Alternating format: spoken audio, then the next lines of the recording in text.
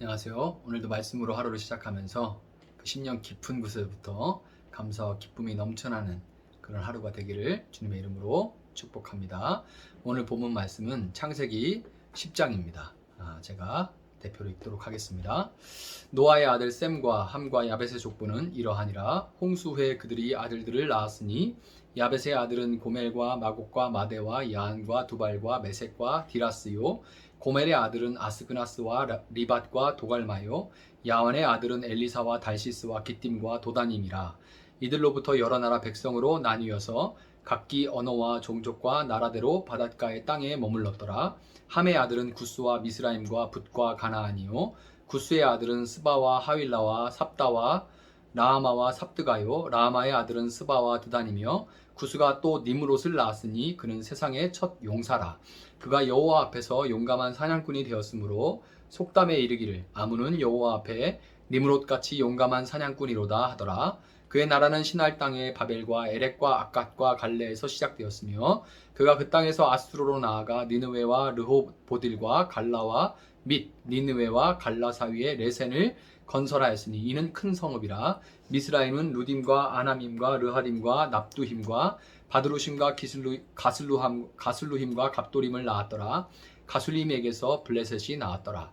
가나안은 장자 시돈과 헷을 낳고 또 여부스 족속과 아모리 족속과 기르가스 족속과 히위 족속과 알가 족속과 신 족속과 아르와 족속과 스말 족속과 하마 족속을 낳았더니 이후로 가나안 자손의 족속이 흩어져 나아갔더라.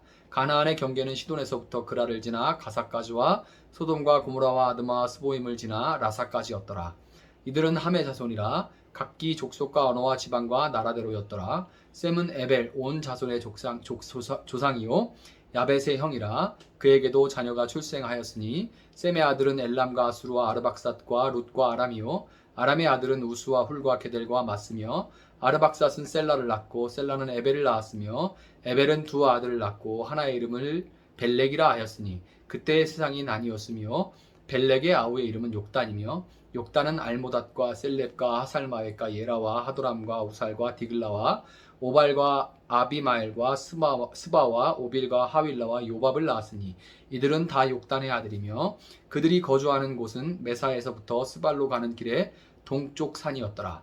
이들은 셈의 자손이니 그 족속과 언어와 지방과 나라대로였더라. 이들은 그 백성의 족보에 따르면 노아 자손의 족속들이요 홍수 후에 이들에게서 그 땅의 백성들이 나뉘었더라. 아멘. 자, 10장은 노아의 아들들로부터 시작되는 열국, 모든 나라들의 기원을 보여주는 그런 족보입니다. 야벳과 함, 셈으로부터 나온 많은 이름들이 등장하죠. 발음하기도 굉장히 어려웠는데요. 많은 이름들이 등장하는데, 사실 이 족보가 진정으로 보여주고자 하는 것은 이름을 얼마나 잘 읽냐, 외우냐 그런 게 아니고요. 다른 형제들과 여자의 후손인 메시아가 나올 셈의 족보가 어떻게 분리되는지를 보여주는 데 있습니다.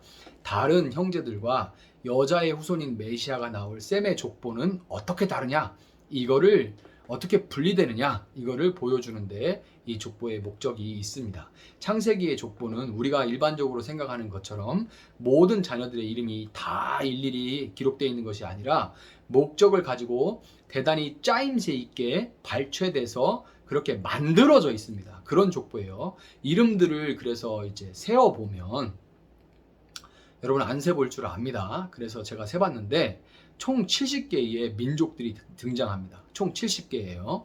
야벳으로부터 14개 민족, 함으로부터 30개의 민족, 마지막으로 셈으로부터 26개의 민족이 나옵니다. 7과 12의 배수인 70은 크고 완전함을 의미합니다. 7과 12의 배수인 70은 크고 완전함을 의미하는데요. 이것은 70개의 민족들이 인정하든지 그렇지 않든지 그들은 크고 완전하신 창조주 하나님의 주권 아래에 놓여 있다는 것을 보여줍니다. 70이라는 수는 야곱의 12아들로부터 나온 자녀들을 포함하여 애굽으로 옮겨간 하나님의 백성들의 숫자를 나타내기도 하죠. 자, 결국 민족들은 하나님의 백성들과 비교해서 그들이 하나님의 주권을 인정하고 의존하며 사는가, 그렇지 않는가로 구분되는 거예요. 오늘 본문에는 이 민족들을 대표하는 인물들의 이야기가 두 인물이 나와요. 두 인물의 이야기가 소개되는데 먼저는 함의 아들 중 구스의 아들인 니므롯입니다. 니므롯의 이름은 그 이름 뜻이 우리가 반역하리라 이런 뜻이에요. 니므롯의 이름은 우리가 반역하리라 이런 뜻입니다. 이 이름의 뜻으로 볼 때 실제 이름이었다기보다는 그의 삶에 대한 평가가 담긴 이 별명이라고 보는 게 좋을 것 같습니다. 많은 학자들은 이 니므롯이 역사상 실제로 존재했던 아카드 왕국의 사르곤 왕이었을 것이라고 그렇게 추정을 해요. 굉장히 강력한 왕이었는데요. 니므롯은 세상의 첫 용사였다 그렇게 말하는데요. 용사는 폭군, 독재자를 의미하고요. 뭐뭐하기 시작했다는 뜻으로 그렇게 쓰인 첫 용사 이렇게 돼 있죠. 첫이라는 표현을 볼 때 우리는 그가 가공할 침략과 지배권을 통해서 방대한 영토를 다스린 폭군의 상징적인 전형이었음을 우리는 알 수가 있습니다. 그게 니므롯이었던 거예요. 니므롯은 모든 민족의 주인이시며 그들에게 각각의 영토와 경계를 허락하신 하나님을 대적해서 이웃의 영토를 침략하고 스스로 하나님이 되어서 권력을 독점하고 잔혹한 통치를 시행했던 겁니다. 9절은 니므롯이 여호와 앞에서 용감한 사냥꾼이 되었다 이렇게 말하는데요. 여호와 앞에서라는 말은 여호와 하나님이 평가하시기에 그런 뜻이에요. 하나님이 평가하시기에 용감한 사냥꾼이라는 말은 그가 자신의 사냥 무용담을 스스로 높이는 것, 자랑하고 우쭐하고 높이는 것을 스스로 즐겼다는 것을 보여줍니다. 폭군 니므롯은 하나님 없이 자신의 힘에 의존해서 살면서 스스로의 잘남을 과시하는 것을 낙으로 삼았던 것인데요. 그가 사람의 눈으로 볼 때는 영토를 확장하고 정치적인 안정을 이룬 위대한 왕으로 평가받을 수도 있겠지만 하나님의 눈은 날카롭고 정확하게 그의 삶을 평가하고 계시는 겁니다. 10절부터 12절은 니므롯의 영토와 그에 속한 나라들을 나열합니다. 그의 영토인 시날 땅은 지금 이 메소포타미아 지역 전체를 아우르고 있는데요. 그것이 시날 땅이라는 그 지역이에요. 나라들의 이름을 이제 들여다보면 거기에 바벨과 아수르라는 이름을 여러분 찾아보실 수 있을 겁니다. 아수르와 바벨론은 각각 북이스라엘과 남유다를 멸망시킨 나라들이죠. 성경은 그것을 통해서 뱀의 후손, 니므롯 전형적이죠. 뱀의 후손과 여자의 후손의 족보가 역사 가운데 흘러가는 가운데 뱀의 후손은 계속해서 여자의 후손을 멸하려고 한다는 것을 이 족보를 통해서 우리에게 보여주는 거예요. 니므롯의 삶이 왕으로서 왕 중의 왕이신 하나님을 예배하는 제단을 쌓는 하나님의 나라를 확장하는 삶이 아니라 11절 말미에 볼 수 있듯이 건설하였듯이 이렇게 그의 삶이 뭘로 요약되냐면 건설하였듯이 이렇게 요약되는 거예요. 그의 삶은 한마디로 스스로의 왕국을 쌓는 삶이었던 거예요. 하나님의 왕국이 아니라. 그런데 셈의 자손 중에 벨렉은 그러한 니므롯의 삶으로부터 스스로를 구별하는 삶을 살았던 사람으로 등장합니다. 이 벨렉이란 이름은 나뉘다라는 의미를 가진 팔라그에서 나온 이름이에요. 벨렉은 팔라그, 나뉘다라는 뜻을 가진 단어에서 나온 이름입니다. 이것은 그의 시대에 바벨탑 사건으로 인한 민족의 흩어짐이 일어났다는 것을 우리에게 보여주는데 벨렉은 당시 모두가 우러러보던 니므롯을 따라서 바벨탑을 쌓는 그 일에 동참하지 않았던 거예요. 그의 이름은 바벨탑 사건 때 그 후에 민족들이 나뉘어지는 그 사건이 있었죠. 그것을 보여주기도 하고 또 그가 니므롯으로부터 갈라져 있었다는 것을 보여주는 그런 이름인 겁니다. 벨렉의 아버지 에벨에게는 벨렉 외에도 욕단이라는 아들이 있었는데요. 욕단은 분명히 셈의 자손이죠. 그런데도 불구하고 니므롯의 정신을 따라서 바벨탑을 쌓는 일에 동참함으로써 이 욕단의 족보는 에벨에서 벨렉으로 그리고 아브라함으로 이어지는 여자의 후손의 족보로부터 끊어지고 맙니다. 그는 니므롯에게 속하게 된 거예요. 벨렉이 바벨탑에서 욕단과 갈라짐으로써 벨렉은 갈라집니다. 벨렉은 동참하지 않아요. 욕단과 이렇게 갈라짐으로써 하나님께 선택된 셈의 후손과 거부된 셈의 후손이 또 구별이 됩니다. 쉽게 말해서 교회에 있다고 다 하나님의 백성이 아닌 거죠. 오직 벨렉만이 아브라함을 통해 땅을 다스리는 하나님의 형상의 합법적인 담지자들이 되고 나아가 최종적인 승리를 거둘 여자의 후손의 족보에 속한 자들로 구별되어졌던 거예요.